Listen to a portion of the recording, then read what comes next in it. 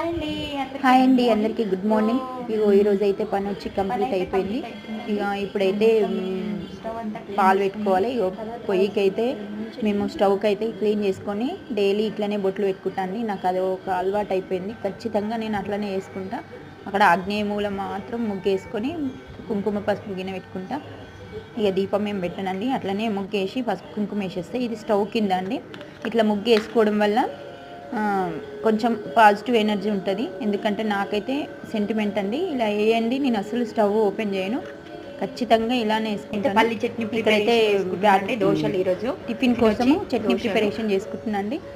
ఇక పాలైతే పెట్టేసినాను, దోశ అయితే అయిపోయింది.